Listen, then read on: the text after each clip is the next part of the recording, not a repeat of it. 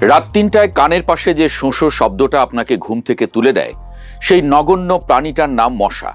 সিংহ না, কুমির না, এমনকি সাপও না। পৃথিবীতে মানুষের সবচেয়ে বড় প্রাণঘাতী শত্রু হলো এই ৪ মিলিমিটারের উড়ন্ত সুঁই। প্রতি বছর সে মেরে ফেলছে ৭,৬০,০০০ মানুষ।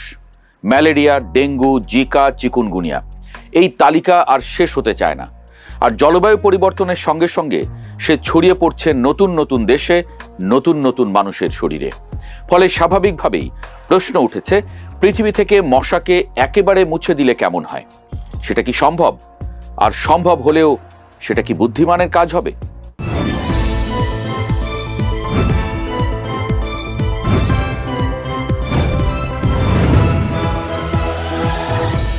আওয়ার ওয়ার্ল্ড ইন ডেটার হিসেবে মানুষের হাতে মানুষ মরে বছরে প্রায় ৪ লাখ, আর মশার হাতে মরে ৭,৬০,০০০। অর্থাৎ সমস্ত যুদ্ধ, খুন আর সন্ত্রাসের চেয়েও বেশি মানুষ মারছে এই ছোট্ট পোকাটা। বিশ্বের সমস্ত সংক্রামক রোগের ১৭% ছড়ায় শুধু মশার মাধ্যমে। ম্যালেরিয়া একাই প্রতি বছর কেড়ে নেয় কয়েক লাখ প্রাণ, বেশিরভাগই আফ্রিকার শিশু। ডেঙ্গু এখন বাংলাদেশ, ভারত, ব্রাজিল পেরিয়ে ইউরোপের দরজায় কড়া নাড়ছে। আর জলবায়ু পরিবর্তনের কারণে গরমের মৌসুম লম্বা হওয়ায় মশার বংশবিস্তারের সময়ও বাড়ছে। মানে ভবিষ্যৎটা আরো ভয়াবহ। কিন্তু এই সমস্যার সমাধান কি মশাকে পুরোপুরি শেষ করে দেওয়া? পৃথিবীতে মশার প্রজাতির সংখ্যা শুনলে চমকে যাবেন। মোট ৩,৫০০টি প্রজাতি। এর মধ্যে মানুষের রক্তের দিকে আগ্রহ মাত্র ১০০টির। আর সেই ১০০টির মধ্যেও মানুষের জন্য সত্যিকারের বিপজ্জনক মাত্র ৫টি। লিভারপুল স্কুল অব ট্রপিক্যাল মেডিসিনের জীববিজ্ঞানী হিলারি র্যানসন বলছেন, মানুষের মধ্যে প্রায় ৯৫% রোগ সংক্রমণের জন্য এই ৫ প্রজাতিই দায়ী। বাকি ৩,৪৯৫ প্রজাতি, তারা মানুষকে ঘুমাতে না দিলেও রোগ দেওয়ার ব্যাপারে তুলনামূলকভাবে নিরীহ। ফলে প্রশ্নটা গোটা মশা জাতিকে ধ্বংস করার নয়। প্রশ্নটা হলো, এই ৫টি হত্যাকারী প্রজাতিকে কি নিরাপদে সরিয়ে দেওয়া সম্ভব? র্যানসনের মতে এই ৫ প্রজাতি বিলুপ্ত হয়ে গেলে পরিবেশের তেমন কোনো ক্ষতি হবে না। জর্জিয়া বিশ্ববিদ্যালয়ের কীটতত্ত্ববিদ ড্যান পিচও মোটামুটি একমত। তবে তিনি একটু সতর্ক করে বলেছেন, এ বিষয়ে পুরোপুরি নিশ্চিত হতে আরও তথ্য দরকার। এই প্রশ্নটা কিন্তু একেবারে ফেলে দেওয়ার নয়। কোনো প্রজাতিকে পৃথিবী থেকে মুছে দিলে খাদ্য শৃঙ্খলে বড় ধাক্কা লাগতে পারে। মশা কি শুধু রোগ ছড়ায়? না, মশার লার্ভা পানিতে বড় হয় এবং জলাশয়ের পুষ্টি চক্রে ভূমিকা রাখে। পূর্ণবয়স্ক মশা অনেক পাখি, বাদুড়, ব্যাঙ আর পোকামাকড়ের খাবার। কিছু মশা ফুলের পরাগায়নেও সাহায্য করে। কিন্তু হিলারি র্যানসন বলছেন, যে ৫টি রোগবাহী প্রজাতিকে আমরা টার্গেট করতে চাইছি, সেগুলো মানুষের সঙ্গে এতটাই মিলেমিশে গেছে যে তাদের বাস্তুতান্ত্রিক ভূমিকা খুবই সীমিত। এগুলো না থাকলে একই পরিবারের কম বিপজ্জনক অন্য মশারা দ্রুত সেই শূন্যতা পূরণ করে নেবে। ড্যান পিচ অবশ্য মনে করিয়ে দিচ্ছেন, বেশিরভাগ মশা প্রজাতির পরিবেশগত ভূমিকা সম্পর্কে মানুষের জ্ঞান এখনো অসম্পূর্ণ। ফলে কিছুটা অনিশ্চয়তা থেকেই যায়। আর র্যানসন একটা নৈতিক প্রশ্নও তুলছেন, মানুষ কি আদৌ কোনো প্রজাতিকে ইচ্ছাকৃতভাবে বিলুপ্ত করার অধিকার রাখে?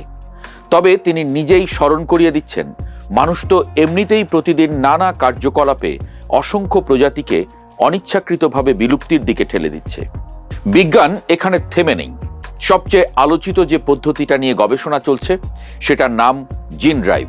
এই প্রযুক্তিতে মশার জিনগত গঠনে এমন একটা পরিবর্তন ঢুকিয়ে দেওয়া হয়, যেটা প্রজন্মের পর প্রজন্মে ছড়াতে থাকে এবং একসময় পুরো প্রজাতিটাকে প্রজননে অক্ষম করে ফেলে।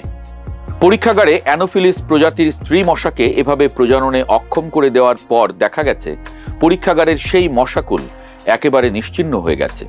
Bill and Melinda Gates foundation পরিচালিত সংস্থা টার্গেট ম্যালেরিয়া এই প্রযুক্তি নিয়ে আফ্রিকায় পরীক্ষামূলক কাজ শুরু করেছিল। কিন্তু এখানেই বাধল বিপত্তি। বুর্কিনা ফাসোর সামরিক সরকার গত বছর এই পরীক্ষার অনুমোদন বাতিল করে দিয়েছে।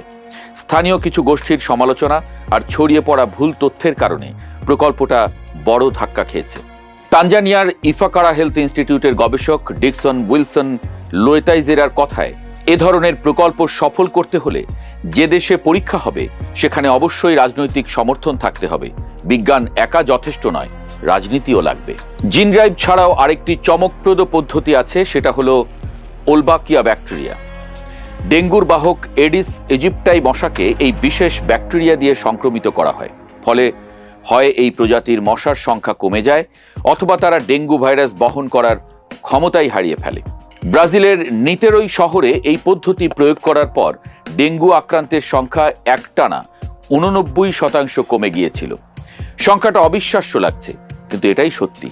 বিশ্ব মশা কর্মসূচির প্রতিষ্ঠাতা স্কট ওনিল জানাচ্ছেন, এখন পর্যন্ত 15টি দেশের 10,60,00,000-এর বেশি মানুষ এই পদ্ধতিতে সুরক্ষা পেয়েছে।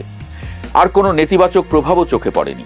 একই সঙ্গে ট্রান্সমিশন জিরো নামের একটি প্রকল্প চেষ্টা করছেন জিন প্রযুক্তির মাধ্যমে অ্যানোফিলিস মশার ম্যালেরিয়া ছড়ানোর ক্ষমতাটাকেই নষ্ট করে দিতে। গত বছরের শেষে বিখ্যাত বিজ্ঞান সাময়িকী নেচারে প্রকাশিত গবেষণা বলছে, বিজ্ঞানীরা সেই লক্ষ্যের খুব কাছাকাছি পৌঁছে গেছেন। 2030 সালের মধ্যে কোনো একটি দেশে পরীক্ষামূলক প্রয়োগ শুরু হতে পারে। কিন্তু একটা প্রযুক্তির উপর সব আশা রাখা বোকামি। হিলারি র্যানসন স্পষ্ট বলছেন, কোনো একটি জাদুকরী সমাধান দিয়ে মশাবাহিত রোগের সমস্যা মেটানো যাবে না। দরকার চিকিৎসার সুবিধা, দ্রুত রোগ নির্ণয়ের ব্যবস্থা, উন্নত বাসস্থান এবং কার্যকর টিকা। সব মিলিয়ে একটা সমন্বিত কৌশল। আর এই মুহূর্তে সেই কৌশলটা বড় বিপদে পড়েছে, কারণ পশ্চিমা দেশগুলো বৈদেশিক সাহায্য কমিয়ে দিচ্ছে। মানবিক সহায়তা সংস্থাগুলো সতর্ক করে বলছে, গত 1 বছরে মশাবাহিত প্রায় সব রোগের বিরুদ্ধে অর্জিত অগ্রগতি এখন হুমকির মুখে। অর্থাৎ একদিকে বিজ্ঞান এগুচ্ছে, অন্যদিকে রাজনীতি আর অর্থনীতি পেছনে টানছে। মশাকে হারানোর লড়াইটা তাই শুধু পোকার সঙ্গে যুদ্ধ নয়, এটা অর্থের যুদ্ধ, রাজনীতির যুদ্ধ আর মানুষের সদিচ্ছার যুদ্ধ। কোটি কোটি বছর ধরে মশা পৃথিবীতে টিকে আছে। সে টিকে ছিল ডাইনোসরের আমলেও। আর মানুষ, আমরা এসেছি মাত্র কয়েক লাখ বছর আগে। সুতরাং মশাকে হারানো যে সহজ হবে না, সে কথা আর বলার অপেক্ষা রাখে না।